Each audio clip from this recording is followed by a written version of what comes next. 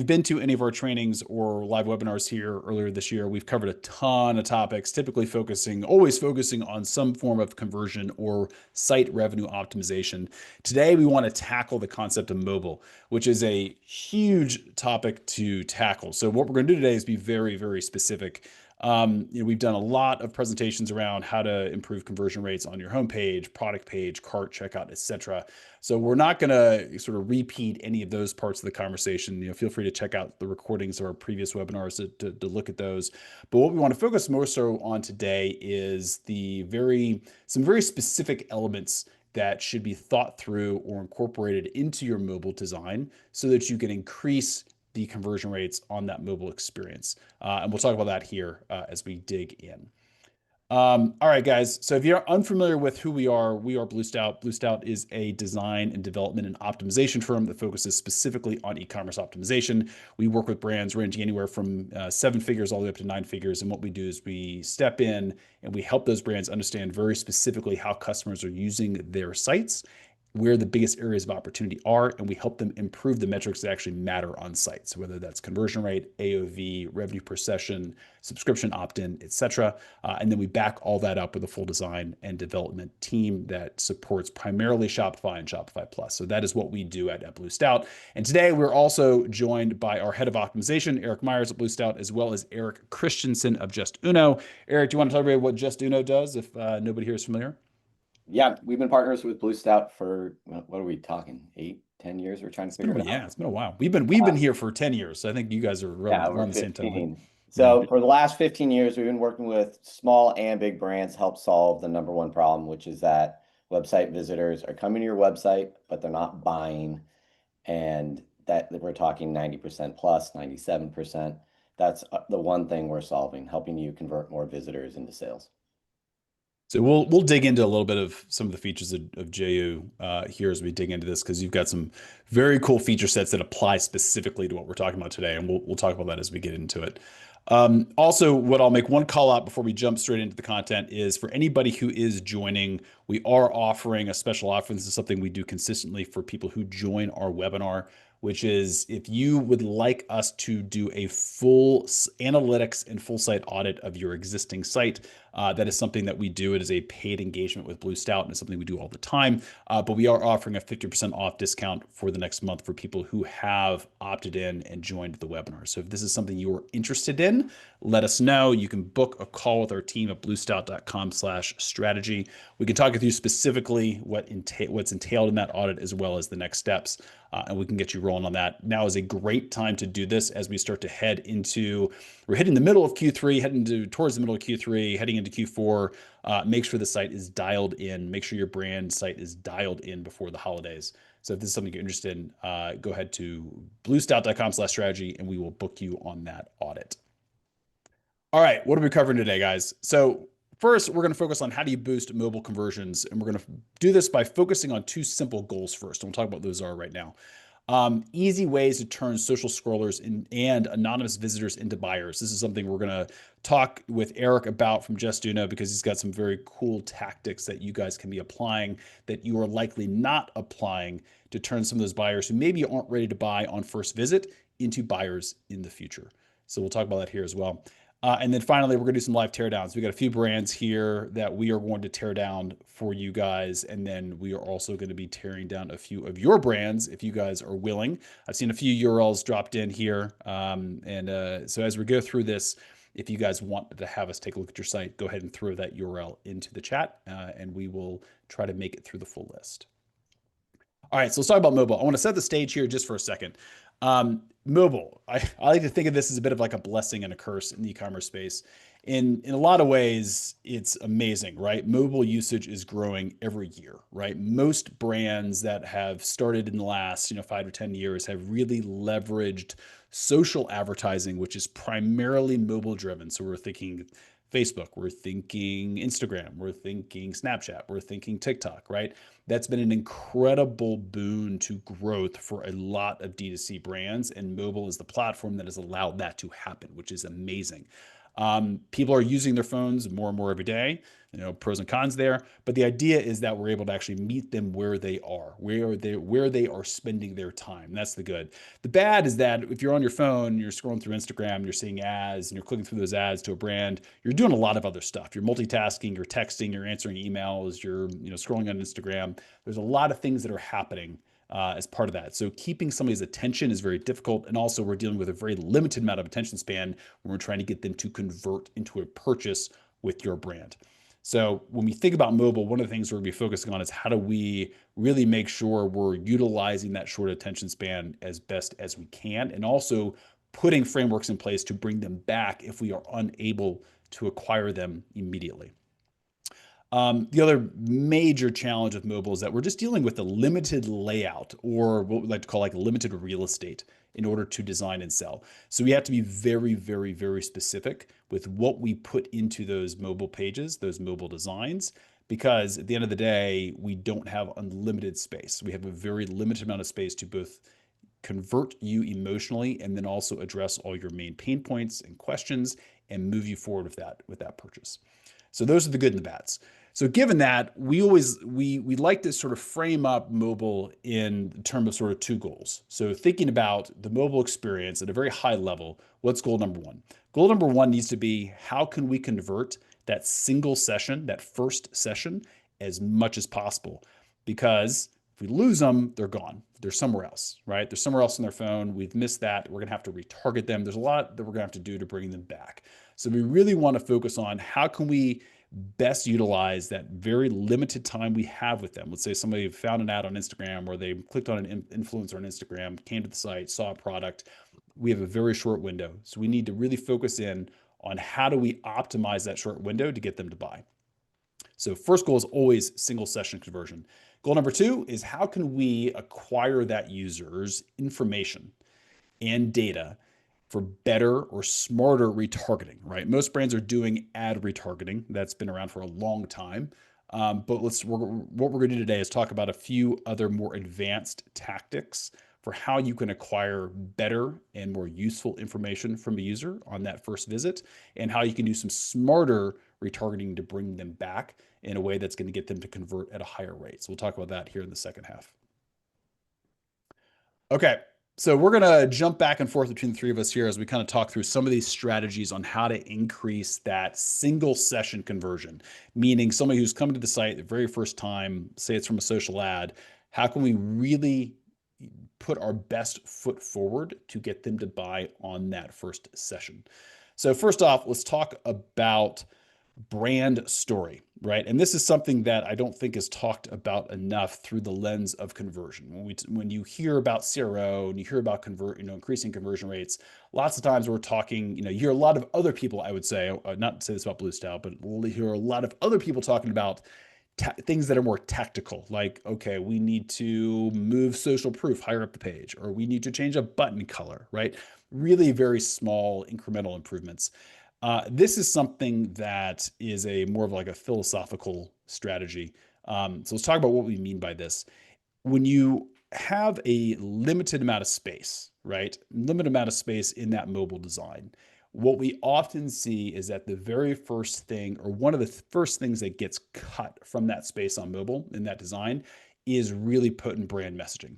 Because at the end of the day, you've got to squeeze a lot into a mobile layout. You've got to squeeze navigation, you've got to put access points into collections, you've got to introduce product, you want to layer in social proof, right? There's a lot of things that you're trying to squeeze into this. And where brands will typically cut is that extra content that maybe is more brand related content. But the reality is that we've seen, especially this year, consumer confidence is down, right? It's about approximately 17% year to date.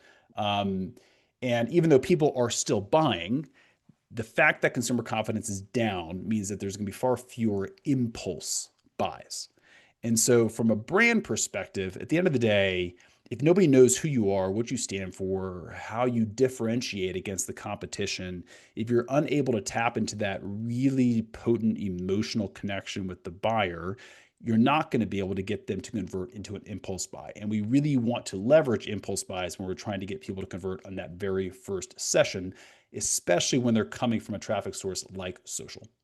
So making sure that you're not completely stripping out all of that brand information, that branding content that really differentiates you is really important. So making sure that you're using iconography, you're using bold messaging to tell your story early is going to be really important. So this is a great example. One of our brands, Rishi Team, they've got, a banner up top that's talking about, shopping iced teas. But as you start to scroll down the page, they're still layering in really important brand information. They're purveyor of direct trade organic teas, certified organic, direct trade, etc. These are all components of the homepage of the site that are being displayed because they're very important to differentiate what they sell versus other tea brands or other locations that you can buy tea. So, brand story, don't strip it out. It's still very important. Um, Second strategy, we want to create ease and product discovery. Mobile is really hard to build in potent navigations, right? Or really easy to use navigations. Less screen space, it's harder to navigate. It's just very limited. You're working with your thumb. And then mobile users are also very often multitasking. So they're doing a lot of other things on their phone. So we need to have very direct, very simple navigations and easy ways to find products without having somebody having to search or having to go through multiple different levels of a multi-tier menu navigation system, etc.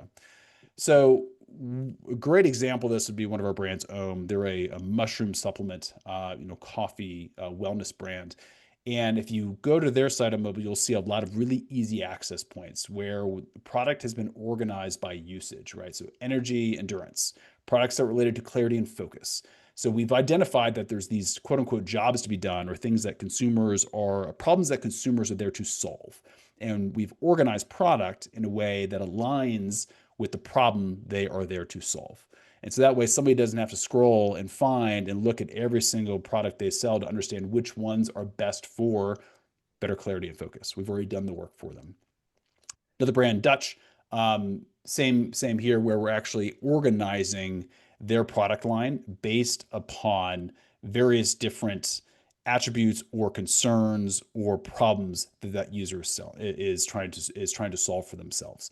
So the idea here is on mobile, we really need to do the extra work for the user to make sure that we're sitting back and going, why is this consumer here? What's the job to be done? What's the problem they're trying to solve? And how can we create a much seamless navigation and product discovery process that doesn't require a lot of clicks, a lot of search, a lot of discovery in order to get them to the exact right product faster. Other opportunities like quizzes or prompts are a great way to do this as well. And we can dig into a little bit more as we do teardowns. Um, then for our third tactic, I'm going to hand this over to Eric Myers and our team, and let's talk a little bit about recreating social experiences on the store and why that's important. Yeah, so I think there's a few like aspects that ladder into this. When we're talking about mobile experiences, your mobile audience is most likely to be new users, and new users just because of the prevalence of media that's available on social media platforms.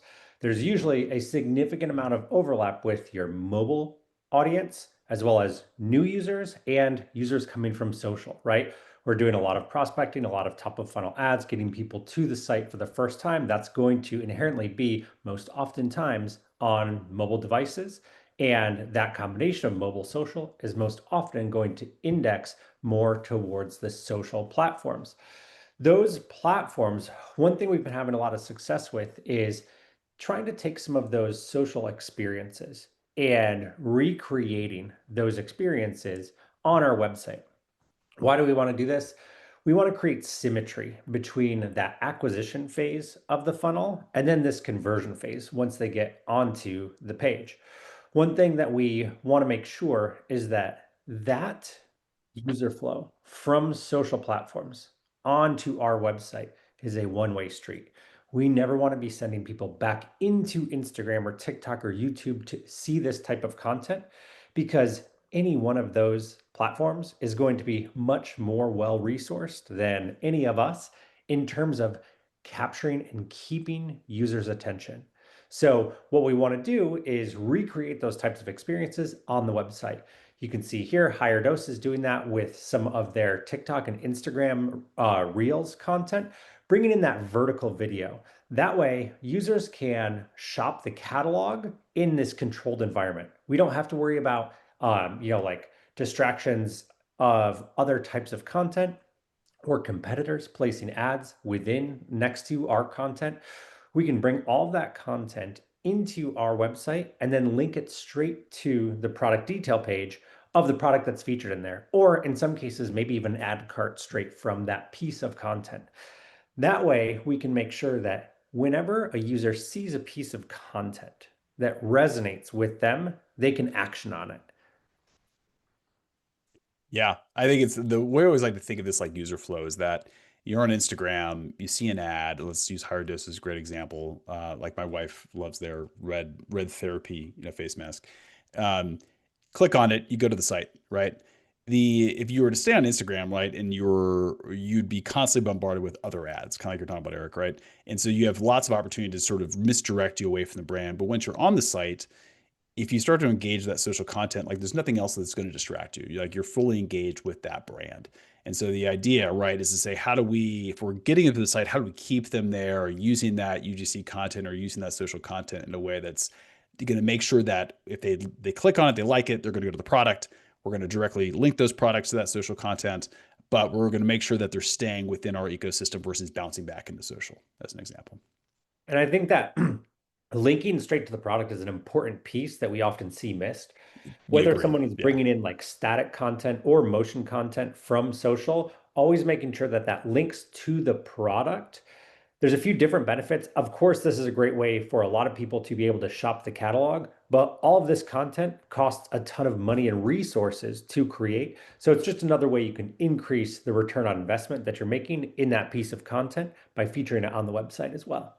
Yeah, yeah. It's a big miss we see is somebody's on a site, they're engaging with a piece of social, and obviously they're seeing, for example, in this case, let's say like it's an influencer using a product, and then they have to go, okay, well, I want that product. Now they have to go search for it on site versus having just a very easy way to link directly from that content on site into the actual product page. So we're linking those two things up. That's something that we've tested on numerous occasions, and it performs very well in most cases. All right, cool. Let's talk about sort of our last sort of strategy around sort of single session conversion. And Eric Christensen, I'll let you sort of talk through exit offers and sort of why that's important, especially on mobile. Yeah, so if we're talking single session conversion, same session conversion, this is the number one thing I encourage every client to look at is the cart abandonment and browse abandonment on mobile. We see in general a 10% higher cart abandonment rate on mobile. Just as a general reference, I'd recommend logging in, checking out your stats. So we know when it comes to email marketing and retargeting that cart abandonment emails is the number one revenue generator for most businesses. Klaviyo supports this in their data. So if we know it works offsite, why aren't we doing this on site? If someone has added an item to your cart or browse a product, let's engage with them when they're leaving. So the number one thing you're going to do is share a discount. We'll see a sales conversion rate of 30 to 35%. We can reach those levels with the right discount strategy. Now, everyone might be like, we don't want to discount. So option Yeah. B is you can reinforce maybe a discount you already gave them at the start of the session for capturing an email or SMS. You can reinforce that discount. The other is really leveraging banners or pop-ups to communicate either baseline objections, which we all know is shipping, delivery times, customer service, but even more importantly is something that's unique to your brand. Really engaging with them to speak to the known objectives specific to your brand. Whether it's body candy, checking out your site. Are people afraid of piercings, body piercings? Maybe you could speak to them, why your brand's safer, etc. Whatever they are, it's an opportunity when someone's leaving to engage. Yep, I love it. And I think there's a lot of brands have gotten away from this a lot. And at the end of the day, it's somebody's there.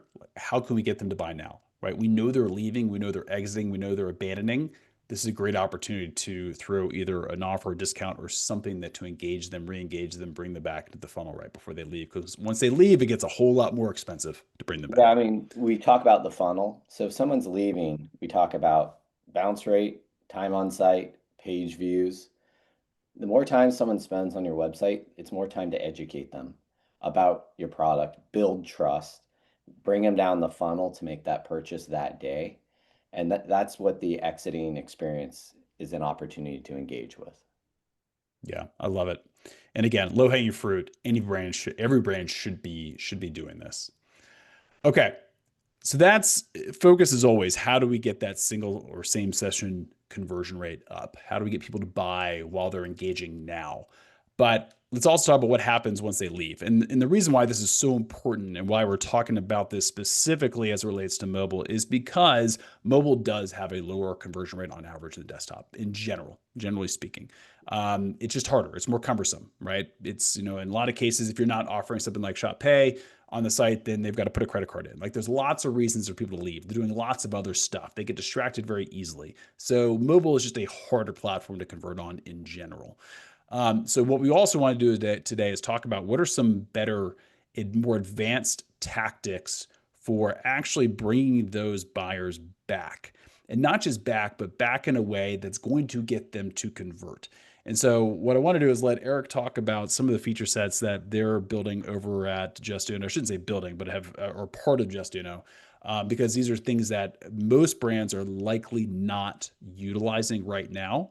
That are things that you should be utilizing specifically when you're thinking about the mobile experience. So Eric, I'll let you talk a little bit about sort of shopper preference lead capture, because I think this is a good nuance of lead capture that most brands aren't doing.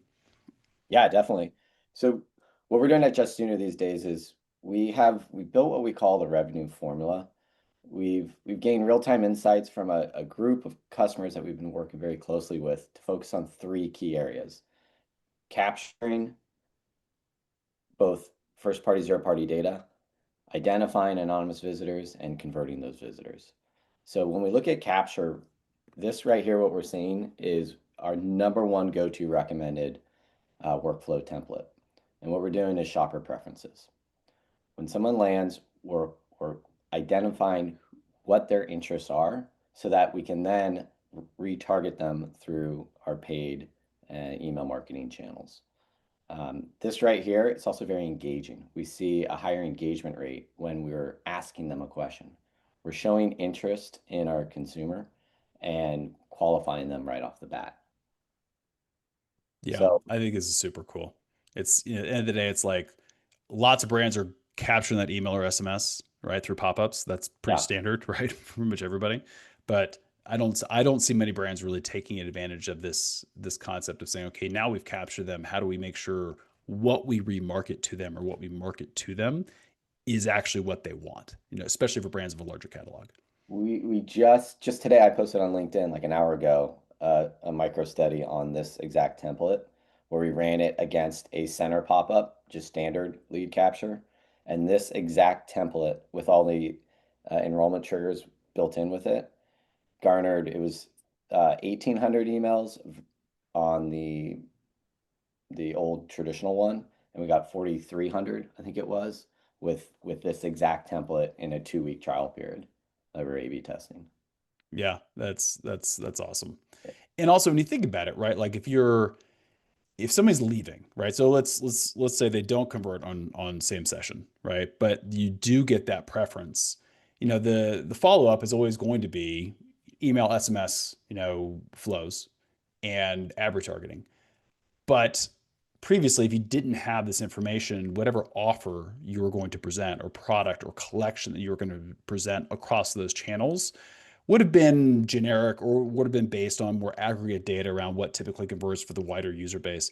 But like in this case, like if somebody's coming for, reading glasses versus sunglasses and they got an email flow that's focusing on sunglasses, like, you're already hitting them with something that's not relevant. So this is going to, one, it's obviously increasing engagement in that same session. But then at the same time, you're able to then present them a much more relevant offer post session that you would not have otherwise been able to do. That offer is going to have a much higher click rate, take rate, And then also once they get to site, you're going to then also be able to sort of tailor that personalized experience to make sure that those products are shown first. There's just so much you can do to personalize the experience once you have this information. When going back to your mushroom example as well, is you can't control what page a visitor is going to land on. Yeah. What you can control is what you're going to present to them. And that's the benefit of pop-ups, is that we can, with that mushroom site, for example, once we've established the visitors on the mobile site, we can then present to them the options of the different categories with mushrooms and direct them. And Yeah. also, once they do engage on the post capture screen, we can then direct them to that category of the website. Yeah. Super cool. Very simple too. And it's something that I don't see very many brands utilizing. All right, let's talk about one last tactic here for more more, what I'd call like smarter retargeting, especially from users coming on mobile. And then let's go ahead and jump into some teardowns here. So I didn't have a great graphic for this one for you, Eric, but I'll let you talk through the concept here of, how can you better identify those users that are coming to the site? Yeah, I mean, what we want to do here is turn your anonymous visitors into actionable leads and really unlock hidden opportunities. So we're doing the traditional form capture on the front end. And if we don't capture that visitor's information, we're then going to turn on the identity. So anonymous visitor identification, with this, we can actually achieve like a 3 to 10x of your audience using visitor ID resolution. So we're really just multiplying your pipeline beyond the traditional lead capture. What was that percentage again? 3 to 10x. 3 to 10. Okay. Yeah. And what we're doing is we're focusing on the high intent visitors, people that browse products, cart abandonment first, and matching those profiles with our ID graph back into your CRM so that you can retarget them. So basically saying for somebody who, let's say somebody comes from a social post or an ad on mobile, comes to the site, they engage, they're moving around, they're looking at product, but they don't, so let's say, opt into like a pop-up or an offer or something in those lines. So we haven't captured any, they have not submitted information, right? Right. You guys are able to then still map that based upon your graph and data to then say, okay, this person, say, is me. You can actually then match it to your CRM data to say, okay, now that we know Alan was on site, even though they didn't actually enter an email address, but we can identify that user based upon IP address, et cetera. Then now we can actually send a remarketing, email or SMS, right? Correct. Yep. Yeah. Super cool. So again, low hanging fruit. This is something that I think some brands we've seen started to do a bit here over the last couple of years. But it's something that specifically for mobile just makes so much sense because at the end of the day, we do see higher bounce rates, lower conversion rates on mobile, and that is for most brands the growing majority of your traffic is mobile. And so utilizing any sort of tactic that's going to give you the opportunity to then remarket to that visitor is going to make a lot of sense on mobile. And Go ahead. on that note, tying bow on it, everyone who's on this webinar, it's like everyone's overwhelmed. And as we know, conversion is extremely overwhelming. So how do we break it down into like 3 core areas to lay the foundation?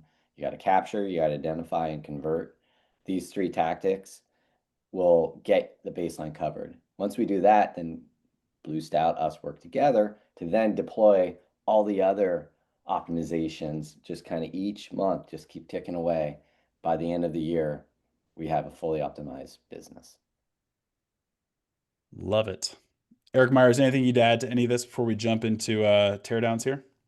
I would just echo what Eric said. I mean, like that identification is the way that we can supercharge those personalized experiences. So yeah, super important. Awesome.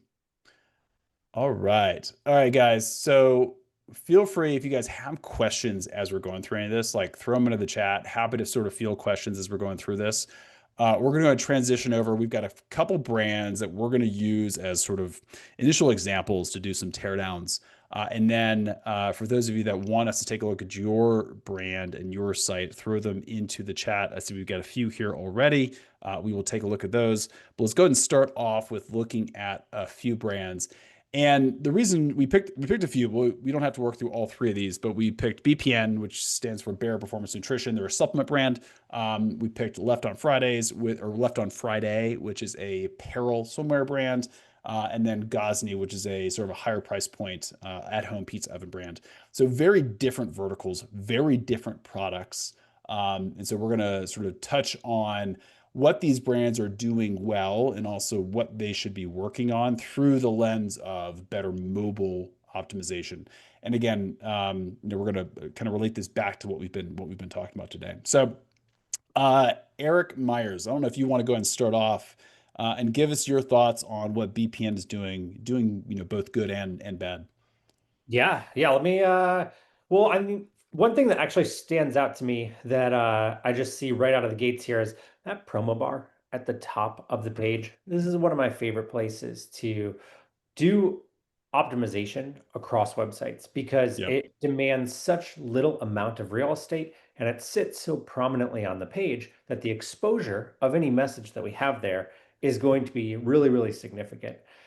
For me, it looks like you've already completed some action in this session that has probably unlocked that 20% off, or they're just giving 20% off and they're framing it in a way that tells you like, oh, cool, you've unlocked it. You've already achieved something.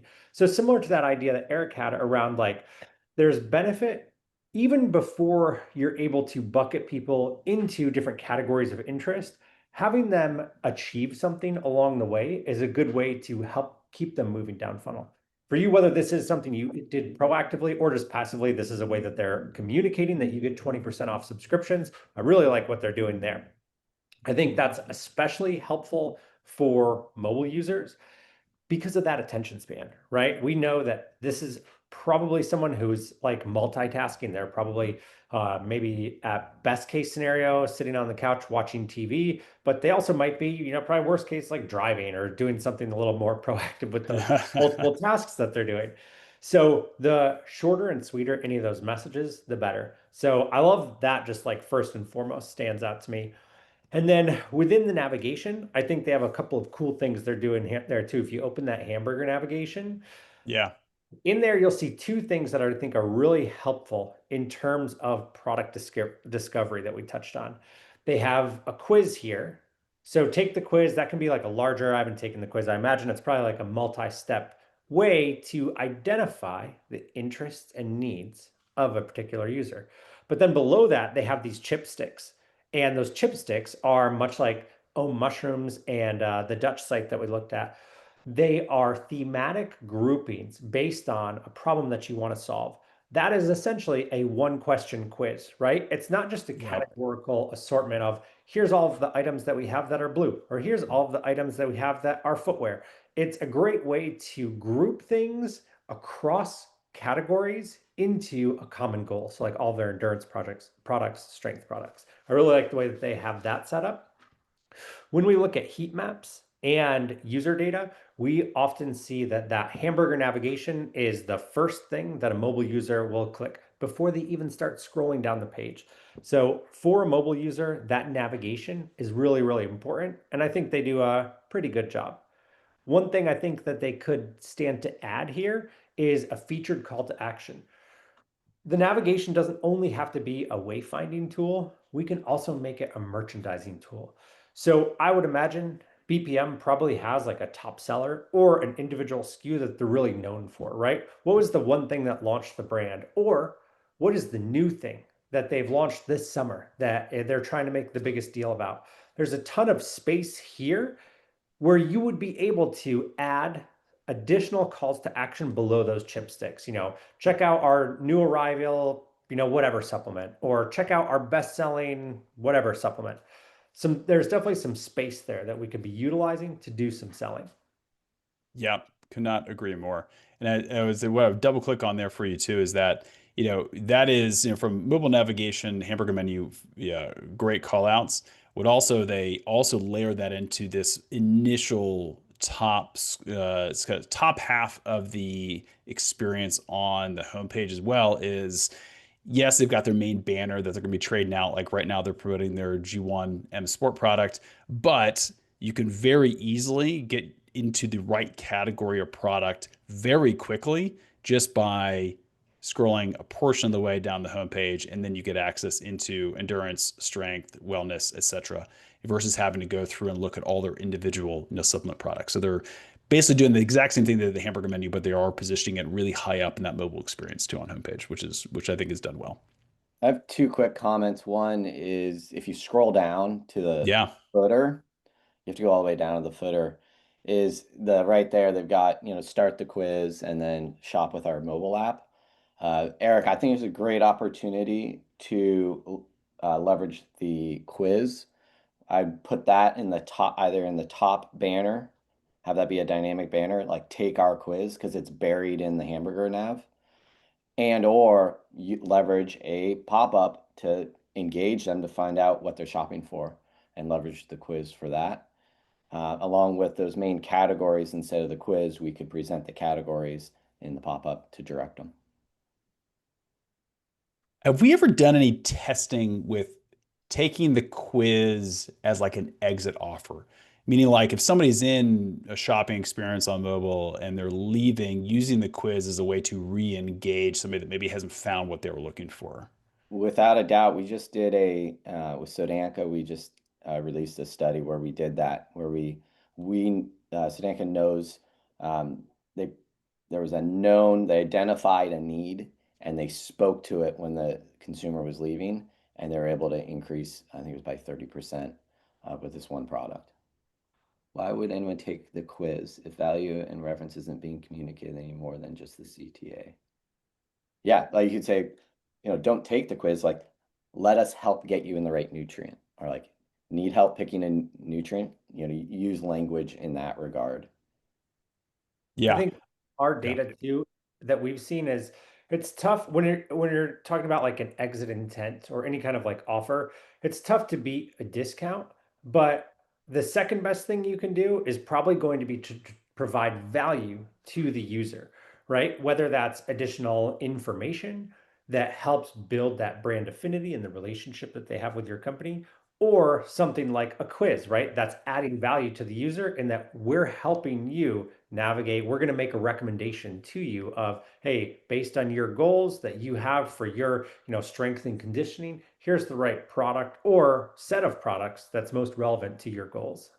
Remember when Yeah. you used to walk into Nordstrom's or Gap and someone used to walk up, you'd be like, "Hey, what are you looking for today? What can I help you find? And let me direct you over there." It's no different. Yeah. I think, and Jacob, tell me yeah, this is what I think he's asking is that, and I would agree with him, which is I think the language and the messaging of the CTA, which is basically start here, take the quiz, isn't very helpful, right? You're basically telling the user to do something versus presenting them with something that is viewed as a benefit to them. And this is not being framed as a benefit. And I think, for a quiz because all of us are in commerce, we understand like it's a normal tactic, but let's say my mom was on here trying to buy something. She might say, take the quiz and be like, why would I take a quiz? Like what's the point of that? Right. And so you got to understand the value of why you would even answer those questions to begin with. And that's probably not being communicated very well on their site right now. We have an internal debate here, Justino, is the word survey or quiz? I think we should get both those words completely out of our the language. I'm gonna think about Yeah. that one. But it's Uh, more like, look, if there's a oh, CTA that's saying like, hey, like let us suggest the right supplement for you, right? Or something along those lines. Yeah, it is. It's industry jargon, but it's not helpful to the consumer. I think that's a great call out. Last thing I'd call out here really quick, and then we can jump to the next one is and just because I know the brand is built around Nick Bear, who is the founder. He is a huge influencer in the space. He's sort of driven this concept, what's called like hybrid athlete. It's like strength and endurance all combined. But point being is that I have not seen their analytics, but I would imagine that the majority of their advertising is featuring Nick, and a lot of their social content that's driving traffic is featuring Nick. I do think that while they could probably incorporate some other social content from users, they do a good job of layering Nick's content in here, and I think that's probably because so much of the traffic that's being driven here is being driven from something that was probably including Nick in it. And so they're trying to replicate that social experience on the site as well. you know what I would do then when someone's exiting? I would say follow Nick on his social channels and list them. Yeah, I think they've got that buried down here, but yeah, I would agree. And not the brand, yeah, actually him. That'd be a great way to like Yeah, continue to warm up the visitor to the brand. awesome. I love it. Eric Myers, anything else? Or do we want to jump over here to Left on Friday? Yeah, let's take a look at Left on Friday. Awesome. All right. Totally different. All right. So let's talk about apparel. And we're in summer, so let's talk about specifically swimsuit. The reason I brought up Left on Friday is because literally my wife just bought a bunch of Left on Friday. So it was top of mind. But let's talk about what they're doing well and what they could work on. Yeah, the initial, I think I'll do this one in reverse. The initial issue that I have with this, it's not clear that it's to me that it's a swimwear company.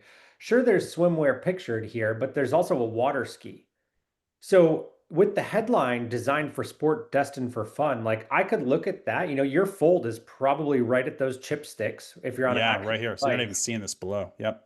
I don't know what you sell, right? Like that's the first thing that I think we as marketers and brand owners tend to we're always looking at our websites. So like we know explicitly what we do, but think about how traffic arrives at your site. They might click through an ad, but they also might just have like a friend recommend like, "Oh, you have to check out this site." Like, "Oh, look what I found on Left on Friday." The fact that there's no strong brand call out that says what the brand offering is, I think that is answered pretty quickly once people scroll. But on homepages, we see that, by the time you get to the bottom of what is currently your viewport, I would imagine this and most websites have lost anywhere from 30 to 40% of the people that started at the top of the page. So, really important to explain what your offering is.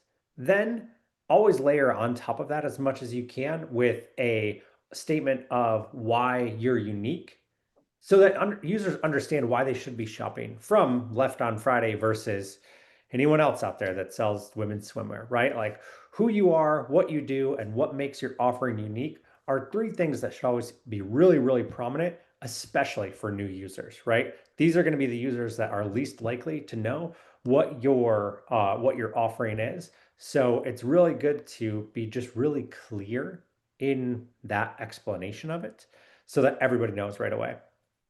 I Yeah. imagine I mean, that too, was the very first tactic we talked about, right? Was don't strip out your branding, your brand messaging. It's vitally important. Like, who is Elizabeth? Women of Wonder. Like, what does this even mean if I don't understand what the brand does? Mhm. Eric, were you going to say something? I was going to touch on something similar to what Alan just said. It's like it seems like they maybe went too far into the lifestyle and kind of the feeling of who they're trying to sell to. But, Yeah. you know, Left on Friday sounds like, is this a weekend brand? Like, hey, it's the weekend, you're going to play. Um, I imagine I was talking with a brand, an action sport brand, who recognized that their purchases um, tapered off after Wednesday because people wanted it for that Friday, for the weekend. That'd be an interesting thing to understand as we talk about identifying the needs of their consumers. Like Alan, with your wife, when she bought it, were you guys going on a trip and she needed to have it? Hmm. Did they communicate that you will have this for your trip? Yeah. And that's a big thing we talk about a lot when we look at things like, especially like product page conversion, is understanding what's the reason they're here, what's the job they're doing here, and the key questions they're going to ask around process, around like how long does this take to get here? Like if I buy 5 swimsuits and try them all on, can I return them? Are they going to get here in time for before I leave for my trip? Like these are all, very practical questions, and those are things that have to be addressed, whether it's desktop or mobile. Um, but yeah, I think in this particular case, they're absolutely missing the boat on clear brand messaging for first time visitors. And they're assuming that people are just going to get it just by kind of scrolling through the site. And it's not just swimwear, right? It's swimwear, it's activewear, I think they've got various different sort of apparel, right? Like they sell, dresses, right? There's a lot that's going on here on the site that you would have to dig pretty deep into before you really understand what's happening on mobile. So I think they're missing the boat on branding, and also I think they could do a much better job of directing the consumer into the right product that's right for them.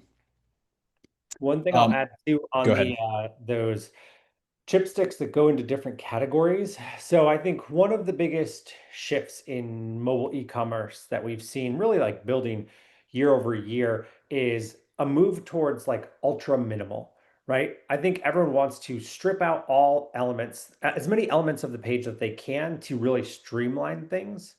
But our data just doesn't really support that. Sure, you want to have a streamlined path to purchase, but you need to find the right balance of communicating that brand story as well as the breadth of your catalog. So right now, those chipsticks, like those give me a really good initial understanding of what the offering is.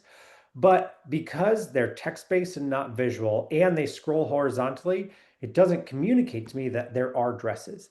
Very few people will actually start Yep. scrolling horizontally, even if you have that peak to show what the next item is as an indication, like a user sent to say like, oh, you can scroll more over here. Very few people we see do actually make that scroll. And that's where your cross promotion is happening. So if I arrive at the site and I'm looking for a dress, I might get here and only see a bunch of swimwear and think this company only makes swimwear. I may then leave before I even am able to go understand that they have these other categories. So I would want to have them move dresses into the default view for those so that it can do a little bit of cross promotion so that users know it's like almost advertising for some of your other categories. Even if you only see swim there and you're looking for swim, seeing that call out to dresses is a way to let people know that, hey, once you found swimmer that you like, don't rush through checkout. Like go browse through our dresses too. We have other categories. It's a great way to help drive up average order values. Couldn't agree. The whole active, sweats, apparel, all this is buried over on the right. Nobody even sees it. Yeah. All right, guys, we got 10 minutes. So let's do All right. this. I want to do some live teardowns of people who have joined. If you guys are game. You Yeah. guys ready? All right, I think let's do like a sort of a quick hit session here. We've got Forever Frenchie, we've got Hunter, and we got Body Candy. So let's see here. Uh-oh. There we go. Let's do sort of a quick, page isn't loading. All right, we'll hold off on that one. Let's go over to Hunter and let's look at this on mobile. Let's let her load here. All right. So let's talk through Hunter. Eric, any thoughts that you'd want to present here? So I really like, you can see that there's personalization happening here, right? There's products that you've recently viewed are shown right there. I think that's a great Yeah. way to reach returning users. I imagine nothing shows up there when you're brand new to the site, so it's a really good use of space. Then what I also really like is I imagine that when that's not there, how to choose a ceiling fan is the next piece of content that you're seeing there. That's a great way to help onboard a new user. It's almost like a quiz style, like we're providing value by letting users know, like, hey, here are the steps to choosing a ceiling fan. Good news is there's only 3 easy steps that it takes, and it can guide you into it, whether you're shopping by room or otherwise. I love that it's a great way to really onboard a new user to both the brand, the catalog, and the process of shopping for a fan that's right for your particular room. In this one, I would, going back to identifying the customer needs, this is a high AOV item. Yep. Imagine, Hunter understands their customers better than anyone. What are the concerns that their customers have? Is it immediate thing that came to my mind, installation? Is that something that should be spoken to the user? But again, Yep. recommend internally asking what are our customers' needs, identifying them. Yep. And I think what I'd layer in on that too, if Hunter, is just because I know the brand. They're very old, very well-known brand in the space. But let's say you're of a younger demographic, right? You're a new home buyer. Let's say you're in your 20s, early 30s, and maybe you aren't familiar with Hunter. I'm familiar with, my parents had Hunter fans, and that's how I was first introduced to the brand. But if you're not, there isn't really much here upon first experience that is giving you that brand recognition or understanding to justify the high AOV price point, right? And so, yes, if you kind of scroll the way down, you'll see some story around, for example, the fact that they've been, around for 135 years, right? That's an incredible validation around, product quality. They've been here for a long time, et cetera. But nothing else really here is giving me that brand story to justify the high AOV. especially if I'm a first-time visitor who's not familiar with the brand as well. And I imagine that's a tough number for any of your competition to beat, right? Like 135 years is a long time to be around, It's very especially unique. when you're operating in D2C channels online. Like there's probably a lot of upstart brands that, have only been around for a couple of years. So going back to that idea of communicating who you are, what you offer, and what makes you special, right? I'm sure there's more than just that, but that would be like, I think, a really great one from a competitive standpoint. And then Eric, I think you had a great idea too, right? Is like installation. Is that the biggest question that somebody has? That could be a great exit intent. Like worried about installation, we can pair you with a local expert or something like that. A great way to make sure we can assuage that concern to limit session abandonment. So yeah, I just looked. There's a how-to hub, how-to Hmm. guides and advice. That would be a good one to send them to. I think on exiting, what I would do is do a couple things. One, drive them to that. But two, on the desktop versus mobile, there is an outlet section in industrial commercial, and they are promoting in their top banner the view offers, which is unclear that there's a view offers. If you click that, actually shows you all the promotions they have. Oh, interesting. So Yep. this right here needs more exposure. So I would turn this into an actual pop-up as well on exit. Or Yeah. That's interesting. Yeah, that's very hidden.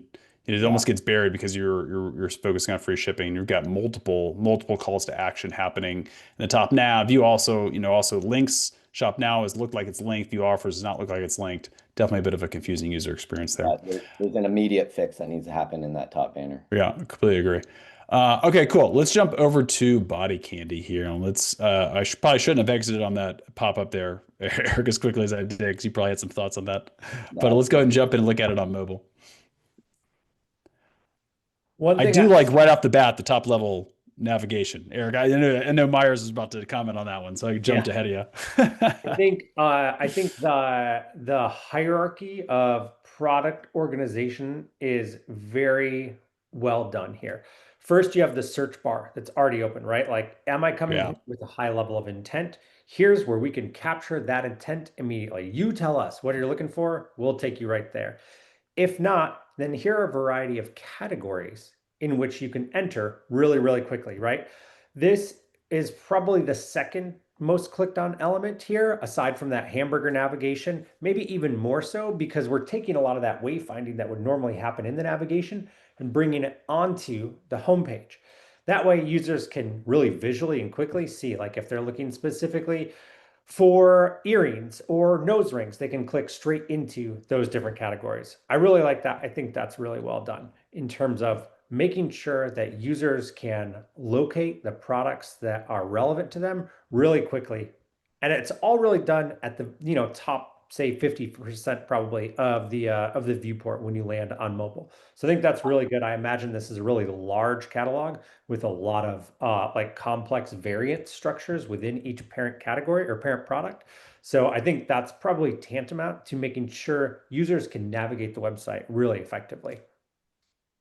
I love the search bar. The popular searches that reminds me of like old school tactics that was lost. It's an art. I think I love seeing that there. Um, the very responsive site, just looking at it as a whole. The banner at the bottom's getting covered up by the chat there. A couple things happening there. Yeah, that might So, be because we're looking at it on a browser, but I would agree. could If be, it's yeah, if it's not though, I would fix yeah. that for sure. Best deal of the year, 50% off. I'd want to maybe have that it once clicked enlarged so you can communicate a little bit more what's going on. I love that it's instant. Again, whatever that is, that's a great tool for anyone exiting.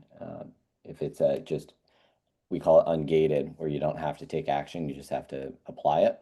The Yep. instant, I would say tap to apply. Just small little language there. Oh, gotcha. Okay, down in here you're saying? Yep. Yeah. Okay. Yep. There's a lot going on the homepage. So like I would agree. I think the site from a responsive standpoint is there's a lot. It's putting it in a very easy to use scroll, but there's also just a lot of content here.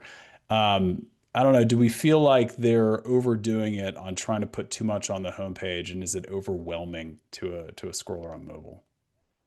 I'm a big proponent of like there's no harm in adding more stuff to your homepage so long as it is in the right order, right? The Yep, last thing we ever really want someone to do is be staring at your footer navigation.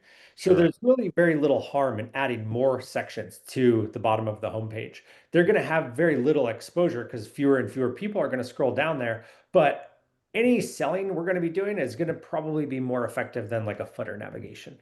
So the only thing I would say is like it's probably not a detriment to be adding a lot of stuff, but I definitely think we could stand to have like a small strip section here that communicates kind of like why does body candy stand out? What's different from us relative to everyone else? Is it the size of the catalog, how fast shipping is, or a product guarantee? Some of those types of like trust signals and unique selling propositions would be a great thing, I think, to weave into some of the content hierarchy farther up the page.